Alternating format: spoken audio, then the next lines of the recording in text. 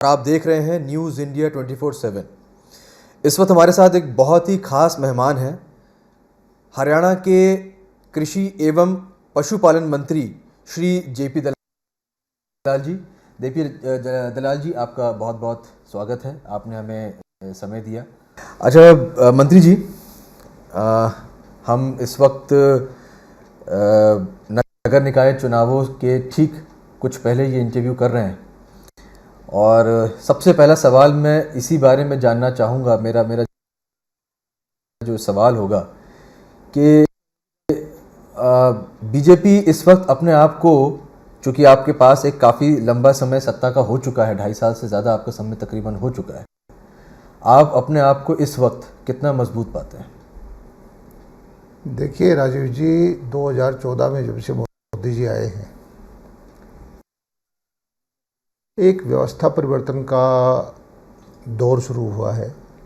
पहले अलग सिस्टम था, परिवारों की राजनीति होती थी और कुछ ताकतवर परिवार थे, वो सत्ता का जो योजनाओं का फ़ायदा उठाते थे। मोदी जी ने उस सारे सिस्टम को बदल के रख दिया है। खाते खुलवाए करोड़ों करोड़ों, शौचालय बनवाए, सिलेंडर बंटवाए, किसानों के अंदर 6-6 हज़ार रुपये देना शुरू किया साल का। सीधे लाभार्थियों के उसको पता चला है कि जो दिल्ली से पैसा चलता है वो सीधा किसान के, मजदूर के, गरीब के पास पहुंचता सीधे है, खाते में पहुंचता है, बीच में कोई बिचौलिया नहीं। जी। तो पहली बार आम जनता ने महसूस किया है कि कोई हमारे अंदर से जा कर के जो हमारे भाग्य विधाता बने हैं, सेवक बने हैं मोदी जी के रूप में, उसका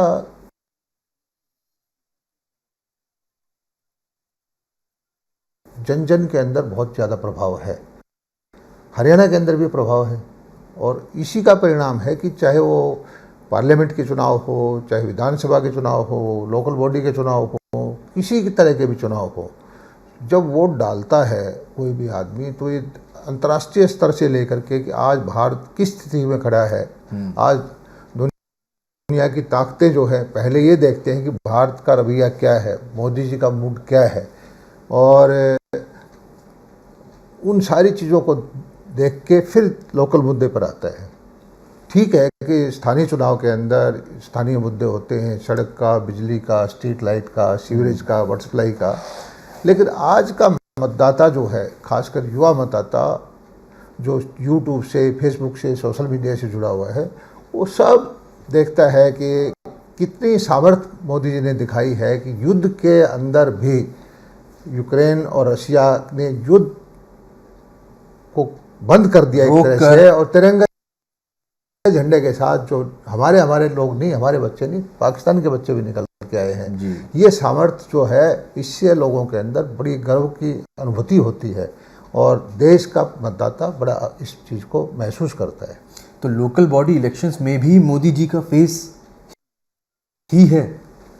देखिए, मैंने आपको बताया कि जो दौर व्यवस्था परिवर्तन का चला है पिछले 7-8 साल से, जो लोगों को लाभ मिला है, जो लोगों की उम्मीद जगी है, 60-70 साल के बाद जिस तरह से एक ऐसी स्थायी सरकार आई है, ऐसी बलशाली सरकार आई है दुनिया के अंदर जिसने नाम किया है, करोड़ों करोड़ों हमारे प्रवासी भारतवासी हैं, वो गर्व की अनुभूति करते हैं, तो देश का वासी करेगा। जी जी जी। तो किसान पहले तो खेतों में कनक यानी कि सोना उगाता था, आज मेडल लेके आ रहा है। कैसे भी किसान ही सोना लेके आ रहा है हमारे देश के लिए आज भी।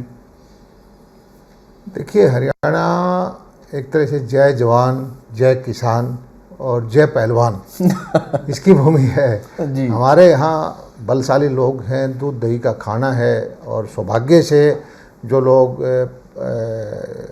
बुराइयों से दूर रहते हैं, व्यसन से दूर रहते हैं, नशे से दूर रहते हैं हमारे हरियाणा के बच्चे।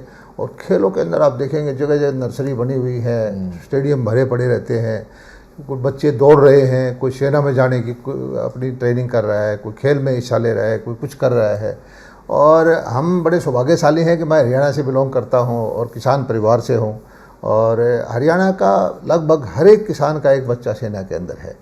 और हरियाणा का जो परिवार है देशभक्त है, राष्ट्रवादी है।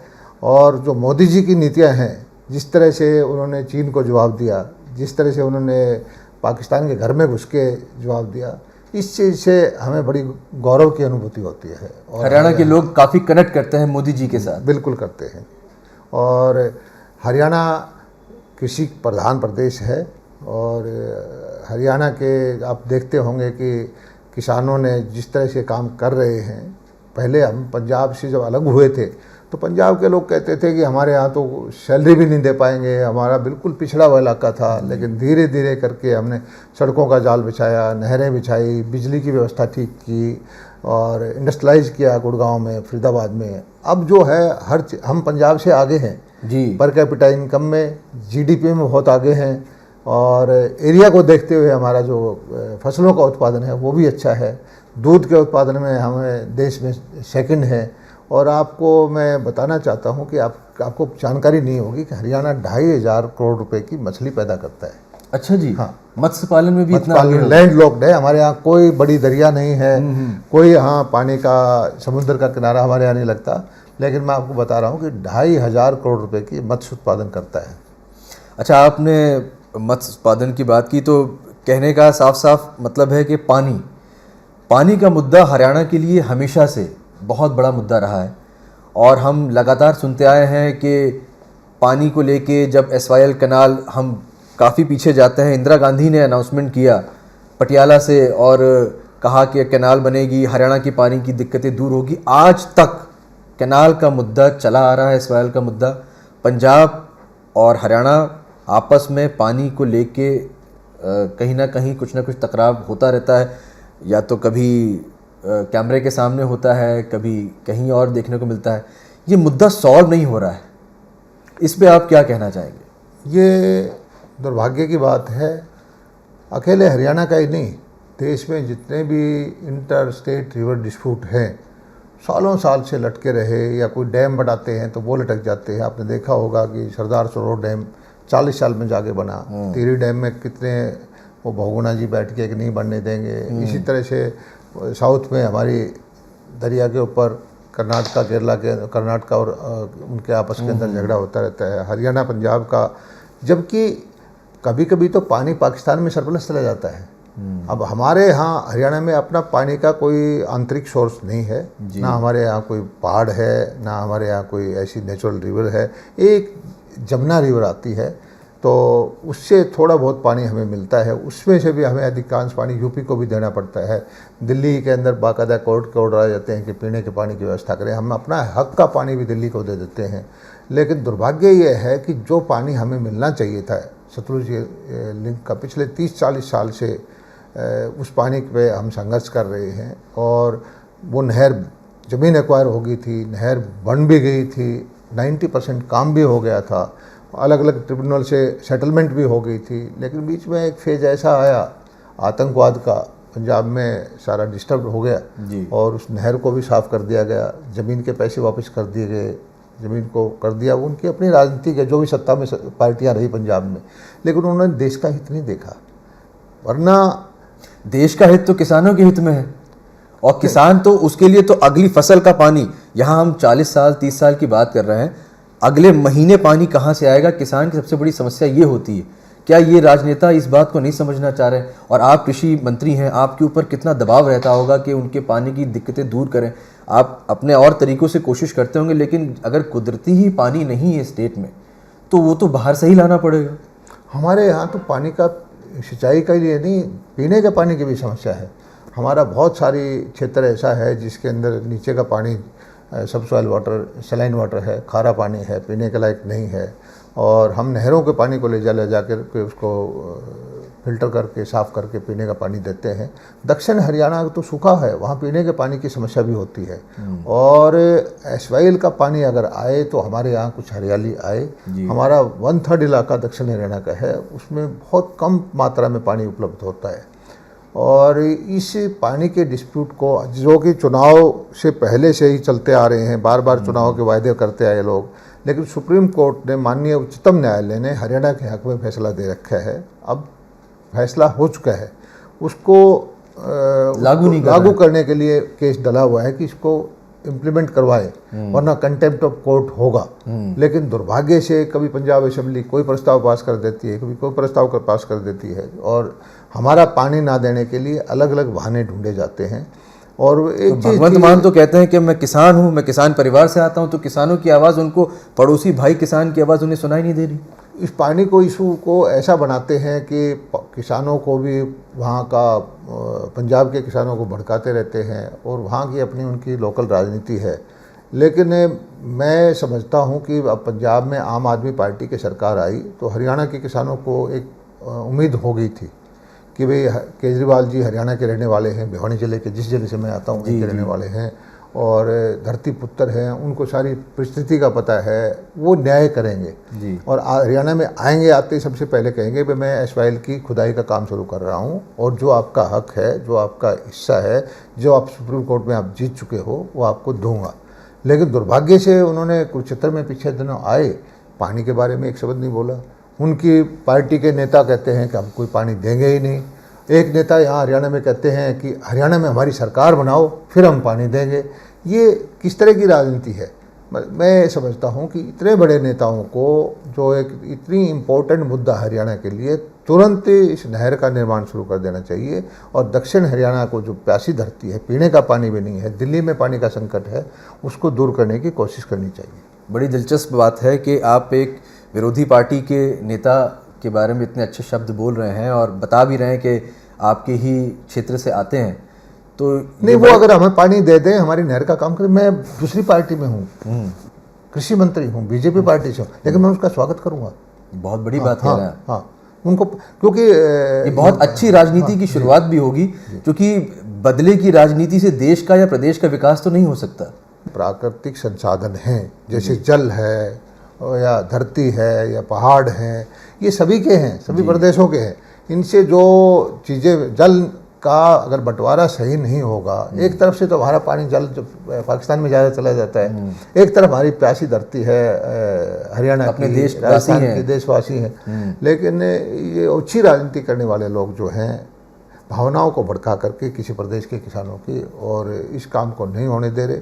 हरियाणा का किसान, मैं कहता हूं कि बहुत ज़्यादा उम्मीद रखता था कि अब केजरीवाल जी आ गए हैं और पंजाब में उनकी सरकार है, अब तो पानी दे दें, क्योंकि हरियाणा के रहने वाले हैं जी। लेकिन अब जो उनका रवैया है, उसको देखकर किसान बहुत नाराज़ है केजरीवाल जी से। तो कुरुक्षेत्र की जो अभी सुपर संडे की जो रैली थी, क्या वो नाराज़गी उसी जो रैली में दिखाई दी, ये वही नाराज़गी थी? हरियाणा के जो किसान हैं वो खेतों में सोना उगा रहे थे, अब उनके बच्चे मेडल लेके आ रहे हैं हरियाणा के लिए। अभी हाल ही में आप लोगों ने खेलो इंडिया बहुत बड़े स्तर पे उसको लॉन्च किया है यहीं चंडीगढ़ पंचकुला से, तो जो उनके खेलने में भी ज़रूरी होगा और उनके मेडल लाने में भी मदद करेगा। तो इसके लिए आप लोग और क्या क्या कर रहे हैं? देखिए, हरियाणा खेलों की भूमि है। हमारे यहाँ सबसे अच्छे पहलवान हैं, सबसे अच्छे बॉक्सर हैं, और आपने देखा होगा कि पिछले दिनों जितने भी इंटरनेशनल कंपटीशन होते हैं, चाहे वो ओलंपिक हो, कॉमनवेल्थ गेम हो, या एशियाड हो, है, जो मेडल देश के लोग लेके आते हैं, उसमें लगभग 1/4 से ज़्यादा हिस्सा हरियाणा के खिलाड़ियों का होता है। और उसका, हमारी नीति है खेल की, हम जो मेडल ओलंपिक में लेके आता है खिलाड़ी, उसको 6 करोड़ रुपए देते हैं। जो सिल्वर मेडल, उसको 4.5 करोड़ रुपए पहले उसकी प्रिपरेशन करते हैं। जब वो खेल में जाता है तो उसको 5-5 लाख रुपए देते हैं। खेल नर्सरियाँ हमने बना रखी है। खिलाड़ियों को हम नौकरियां देते हैं। खिलाड़ियों को कहते हैं कि आप खेल में ध्यान रखिए, बाकी आपकी ज़िंदगी की चिंता हरियाणा सरकार करेगी। सबसे अच्छी खेल नीति हरियाणा सरकार की है। और अब तो मोदी जी ने भी, जब से पिछले 4 साल से 5 साल से देखा होगा कि ये जो खेलो इंडिया के रूप में एक प्रारूप शुरू किया कि सारे देश के बच्चे, छोटे छोटे बच्चे खेल इकट्ठा होकर खेल खेलें, और एक जैसे पॉलिसी होती है कि कैच देम यंग, कि छोटे 18 साल 19 साल के बच्चे उनको पकड़ें, उन्हीं में से सारे देश के जो उन्हीं को पॉलिश किया जाए, उन्हें सिखाया जाए, उनमें से छटनी करें कि किसमें प्रतिभा है, और उन बच्चों को अच्छी सहायता देकर ट्रेनिंग दे करके एकेडमी में डाल करके उनमें से उनको भेजेंगे। दुनिया में भी यही होता है कि जो एक लेवल के बाद जो खिलाड़ी को उसको पूरी ज़रूरतें हैं उसको शासन को देखनी चाहिए, और यही नीति मोदी जी ने बनाई है। और इसका परिणाम अब होगा कि इस बार जो हम ओलंपिक में गए, पैरा ओलंपिक में गए, पहले से ज़्यादा मेडल लेके आए हैं, और आने वाले वक्त में भी इसके मेडल बढ़ेंगे। और मुझे खुशी है कि अब पीछे जो हमारा हरियाणा का लड़का था जो गोल्ड मेडल लेके आया है जेवलिन थ्रो में, हरियाणा में बोलते हैं हंगे वाले हैं, ताकतवर हैं। हमारा खाना पीना दूध दही का खाना है, सात्विक जीवन है, खेतों में काम करते हैं, मोर्चे पे हम बर्फ़ और उसमें गर्मी में भी डट जाते हैं, गोली से हम डरते नहीं, मुकाबला करने के लिए दुश्मन से लड़ने के लिए तैयार रहते हैं।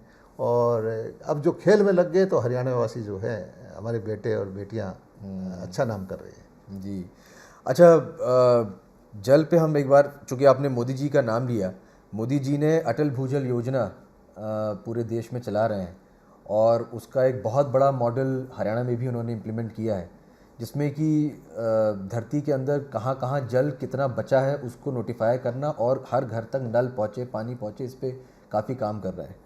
तो इस बारे में किसानों को लेके और क्या क्या नीतियां हैं जो आप कर रहे हैं? देखिए, हरियाणा सरकार ने मनोहर लाल जी के नेतृत्व में पानी के बारे में जितना काम किया है, पानी और बिजली, जितना काम कहीं नहीं किया। बिजली का तो हम ऑलमोस्ट 90% गाँव में 24 घंटे बिजली दे दिया है। 6 साल से हमने बिजली के रेट नहीं बढ़ाए हैं, उपलब्धता खूब अच्छी कर दी है। लाइन लॉसेज 34% से 13-14% पे ले आए हैं। दूसरा है कि पानी हमारे यहाँ उपलब्ध नहीं है, तो पानी को बचाने के लिए तरह तरह की योजनाएं बनाई कि जैसे पानी धान के लिए ज़्यादा ज़रूरत होती है, हम कहते हैं कि आप धान ना बोइए किसान, कोई और बागवानी करिए, कपास करिए, सब्जियां करिए, 7,000 रुपये प्रति एकड़ हम देंगे। आप धान बोने के बजाय आप DSR विधि डायरेक्ट सीडिंग से करिए, पौध लगाने के बजाय 4,000 रुपये प्रति एकड़ हम उसको देंगे।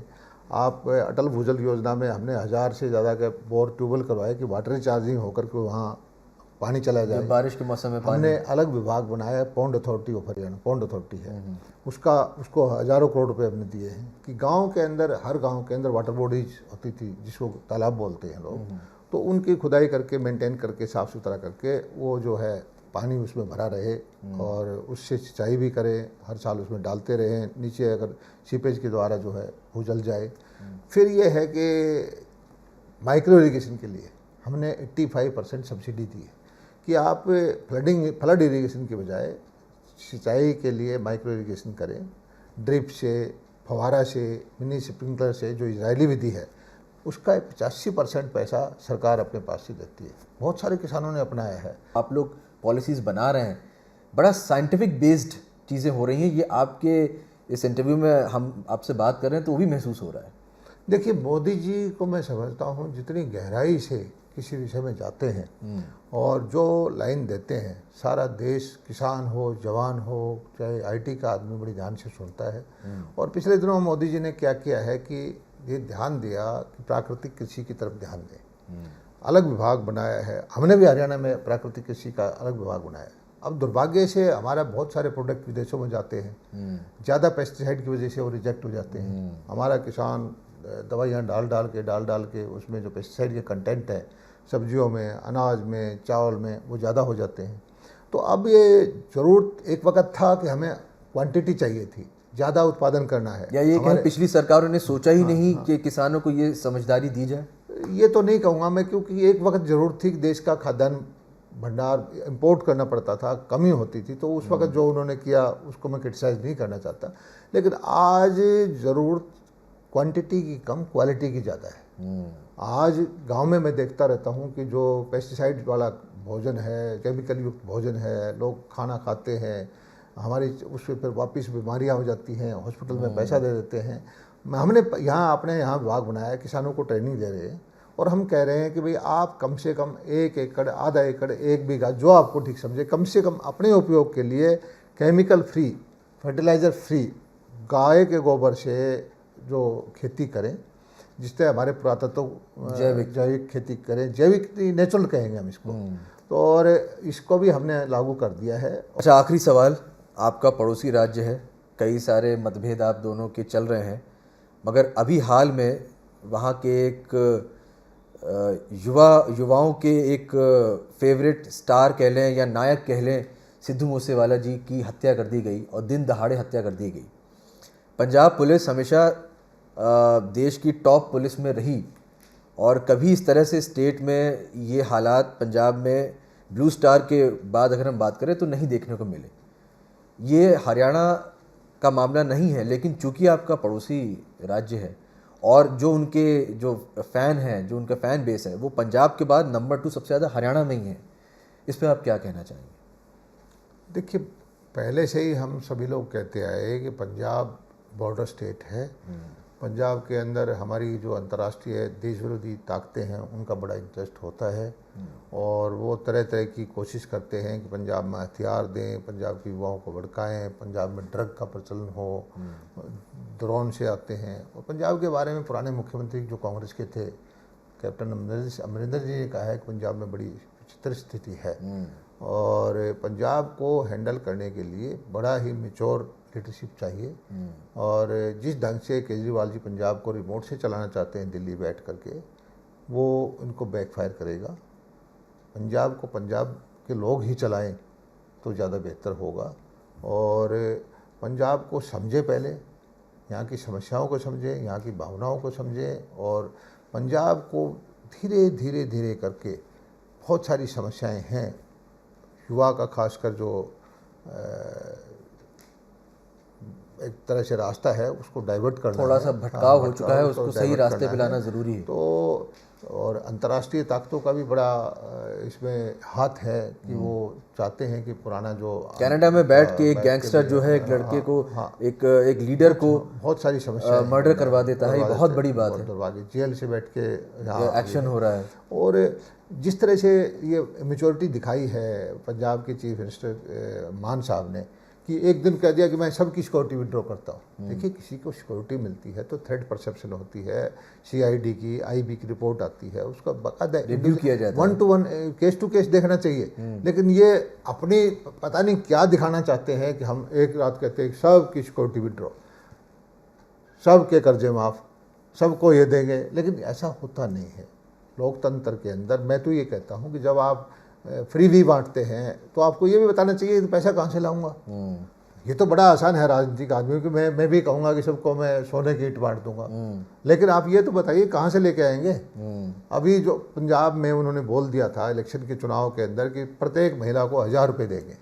अब उसका बजट आप हिसाब लगाइए, पंजाब के पास इतना पैसा है ही नहीं, अब चुप बैठे हैं। 1000 रुपये महीने का प्रत्येक महिला को देने के लिए, अब आधी आबादी महिलाओं की है जी, उन्होंने घोषणा तो कर दी, अब चुप बैठे हैं। अब इस तरह से उनको ये बताना चाहिए कि ये पैसा आएगा कहाँ से। ऐसा कोई सिस्टम तो दुनिया में है नहीं कि आप कहीं अलग जगह से पैसा आ रहा है, यहीं से लेना, इन्हीं लोगों ने देना है, इन्हीं लोगों में जाना है। तो ये राजनीति में जो मुफ्त बांटने की परंपरा है, ठीक है कि कल्याणकारी सरकार को जो कमज़ोर तबका है उसकी मदद करनी चाहिए और जो दे सकते हैं उनसे टैक्स लेना चाहिए, लेकिन ये बताना चाहिए कि मैं कहाँ से लेके आऊँगा और कहाँ दूँगा। लेकिन ये जो परंपरा चली है कि भाई हम फ्री दे देंगे, इस तरह से सरकारें नहीं चलती।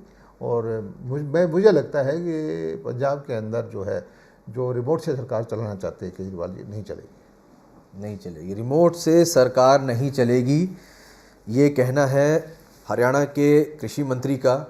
उन्होंने पंजाब के ऊपर बातचीत की, उन्होंने हरियाणा के किसानों के बारे में बातचीत की, उन्होंने केंद्र के शासन से जो हरियाणा के प्रदेश के लोगों को फ़ायदा पहुंचाया जा रहा है, जो नीतियां हैं मोदी जी की, उनके ऊपर बातचीत की। उन्होंने अपने मुख्यमंत्री खट्टर साहब की जो नीतियां हैं, जो पॉलिसीज़ हैं, उस पर बातचीत की।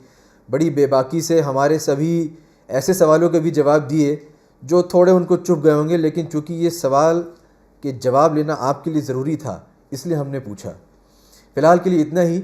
न्यूज़ इंडिया के लिए राजीव पाठक।